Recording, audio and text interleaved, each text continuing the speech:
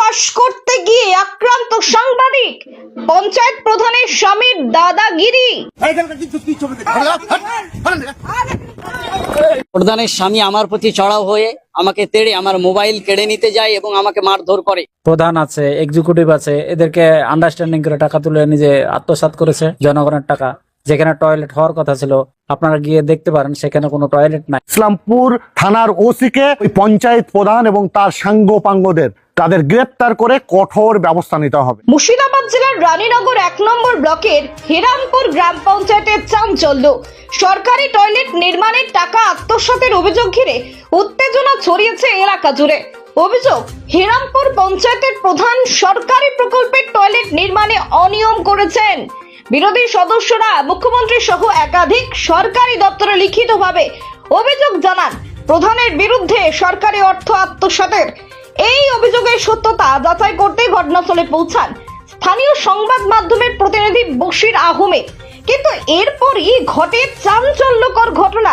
অভিযোগ, পঞ্চায়েত প্রধানের স্বামী আফতাবউদ্দিন সরকার ওরফে সুবের এবং তার কয়েকজন অভিযোগী বশির আহমেদের উপর চড়াও হন। তাকে মারধর করা হয় এবং মোবাইল ফোন ছিনিয়ে নেবার চেষ্টা হয়। কোন ক্রমে প্রাণে বেঁচে ফিরে আসেন সংবাদকর্মী। এই ঘটনায় সাংবাদিক মহলে তীব্র ক্ষোভ ছড়িয়েছে। প্রশ্ন উঠছে, দুর্নীতির সত্যতা প্রকাশ করতে গেলেই কি আক্রান্ত হতে হবে সংবাদকর্মীদের? মুর্শিদাবাদ ডিজিটাল মিডিয়া ফেডারেশনের পক্ষ থেকে ঘটনার তীব্র নিন্দা জানানো হয়েছে। সঙ্গে অভিযুক্তদের অবিলম্বে গ্রেপ্তার করে কঠোর পদক্ষেপ নেবার দাবি জানানো হয়েছে পুলিশ প্রশাসনের কাছে। সরকারি প্রকল্পের টয়লেট দুর্নীতি, তার তদন্ত করতে গিয়ে আক্রান্ত সংবাদ। এই ঘটনা আবারও প্রশ্ন তুলছে, সত্য তুলে ধরাই কি আজ অপরাধ? আজকে হেরামপুর অঞ্চলে একটি টয়লেটের দুর্নীতির অভিযোগ তোলে হেরামপুর অঞ্চলের বিরোধী মেম্বারেরা। তারা লিখিতভাবে ডিএম মুখ্যমন্ত্রীর কাছে লিখিত অভিযোগ করে সেই অভিযোগের ভিত্তিতে আমি প্রধানের কাছে বাইট নিতে যাই। প্রধানের স্বামী আমার প্রতি চড়াও হয়ে আমাকে তেড়ে আমার মোবাইল কেড়ে নিতে যায় এবং আমাকে মারধর করে, প্রাণনাশের হুমকি দেয়। সেই সময় আমার ওই যে লেখা পোস্টটি তুলে নিতে বলে, তাই প্রধানের স্বামী আমার প্রতি চড়া হয়ে মারধর করে মোবাইল কেড়ে নিতে যায়। আমি কোনো রকম নিজের জীবন রক্ষা করে আমি থানাতে আজকে প্রধানের স্বামীর বিরুদ্ধে আমি থানাতে ডায়েরি করেছি। আমি এর সুষ্ঠু তদন্ত এবং এর বিচার চাই। প্রধানের স্বামীর নাম আফতাবউদ্দিন সরকার। অভিযোগটা কি হয়েছিল? অভিযোগটা হয়েছিল বলতে, হেরামপুর অঞ্চলে বিরোধী যে মেম্বার গুলো রয়েছে তারা বলছে একটি জায়গাতে টয়লেট হওয়ার কথা, সেই টয়লেট হয়নি সেই জায়গাটায়, এবং তার টাকা তুলে নিয়েছে। এবং এই অভিযোগে তারা লিখিতভাবে ডিএম মুখ্যমন্ত্রীর কাছে অভিযোগ করে। আমার কাছে সমস্ত প্রুফ রয়েছে। এই প্রুফের ভিত্তিতে আমি সেই খবর করি এবং প্রধানের কাছে, আমি খবরটা এখনো পাবলিক করিনি, প্রধানের কাছে বাইট নিতে যাই। কারণ দুপক্ষের মন্তব্য ছাড়া কোনো ভিডিও নিউজ হয় না। সেজন্য আমি প্রধানের কাছে বাইট নিতে গেলে প্রধানের স্বামী আফতাবউদ্দিন সরকার আমার প্রতি চড়াও হয় এবং আমার মোবাইল কেড়ে নিতে যায়, আমাকে প্রাণনাশের হুমকি দেয় এবং মারধর করে। তারই ভিত্তিতে আজকে আমি ইসলামপুর থানায় সে প্রধানের স্বামী আফতাবউদ্দিন সরকারের বিরুদ্ধে ইসলামপুর থানায় আমি ডায়েরি করেছি। আমি এর সঠিক তদন্ত এবং সঠিক বিচার চাই। আমার নাম বশির আহমেদ। আমি টাকা পঞ্চায়েতের প্রধান তুলে নিয়েছে। ও ব্যক্তিগত যে তৃণমূল কংগ্রেসের প্রধান আছে, তারা এনএস আছে, প্রধান আছে, এক্সিকিউটিভ আছে, এদেরকে আন্ডারস্ট্যান্ডিং করে টাকা তুলে নিজে আত্মসাৎ করেছে জনগণের টাকা।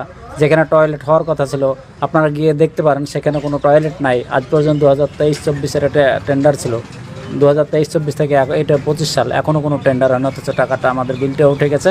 এদের আমাদের কাছে তথ্য প্রমাণ সব কিছুই আছে। অবশ্যই আমাদের কাছে প্রমাণ আছে, বিল উঠে গেছে। তাহলে জনগণের কাজ, জনগণকে আমাদের ওই জায়গায় বুঝিয়ে দেওয়ার কথা, অথচ জনগণের কাজ হয়নি, বিলটা উঠে গেছে। তাহলে টাকাটা কে খাবে? প্রধান নিঃসন্দেহে খেয়ে নিয়েছে। এর জন্য আমরা যেখানে যেখানে যাওয়ার দরকার সেখানে গিয়েছি, আরও যেখানে যাওয়ার দরকার সেখানে যাব। এর সঠিক বিচার চাই আমরা। আমার নাম রফিকুল ইসলাম, হেরামপুর পঞ্চায়েতের বিরোধী দলনেতা। বশির আহমদ সে লোকাল একজন সাংবাদিক, আর সে সাংবাদিকতা করতে গিয়ে আক্রমণ হলো। এটা একটা নিন্দনীয় ঘটনা।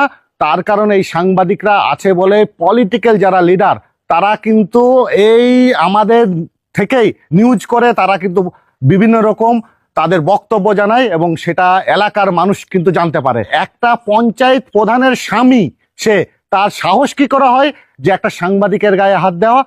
তাই মুর্শিদাবাদ ডিজিটাল মিডিয়া ফেডারেশনের 115 জন সদস্য যারা আছি, আমরা কিন্তু ভবিষ্যতে ইসলামপুর থানার ওসি যদি কোনো রকম ব্যবস্থা না হয়, পরবর্তীকালে কিন্তু আমরা ওই থানাতে গিয়ে বসে পড়বো। ওখানকার ওসিকে কিন্তু তার উত্তর দিতে হবে কেন ব্যবস্থা নেওয়া হলো না। আমরা ডিজিটাল মিডিয়া ফেডারেশন এখন শুধুমাত্র এই মুর্শিদাবাদ না, গোটা পশ্চিমবঙ্গের মধ্যে সবচেয়ে বড় সাংবাদিকদের সংগঠন। আর সেই ডিজিটাল মিডিয়া ফেডারেশনের মধ্যে মুর্শিদাবাদও আমাদের সব থেকে বড় সংগঠন। আর তার গায়ে যদি কেউ মনে করে আঁচড় দেব, তার ব্যবস্থা কিন্তু আমরাও নিতে পারি। তার কারণ গণতন্ত্রের চতুর্থ স্তম্ভ মিডিয়া আজকে ছোট বড় হয়তো কেউ ভাবছে, কিন্তু আমরা মোটেই না। ডিজিটাল মিডিয়া ফেডারেশন এখন মেইন স্ট্রিম মিডিয়াগুলো আছে, তারাও কিন্তু এখন ডিজিটাল প্ল্যাটফর্মে চলে এসেছে, অর্থাৎ তাদের খবরও ইউটিউব ফেসবুকে এখন ছাড়ে। তা সুতরাং আমরা কোনো মতেই যে ডিজিটাল মিডিয়া সাংবাদিক বলে আমরা কোনো মতে ফেলনা নয়। ইসলামপুর থানার ওসিকে ওই পঞ্চায়েত প্রধান এবং তার সাঙ্গপাঙ্গদের তাদের গ্রেপ্তার করে কঠোর ব্যবস্থা নিতে হবে। আমার নাম স্বপন কারিকর, রাজ্য ডিজিটাল মিডিয়া ফেডারেশনের সহসভাপতি এবং মুর্শিদাবাদ জেলার ডিজিটাল মিডিয়া ফেডারেশনের সভাপতি।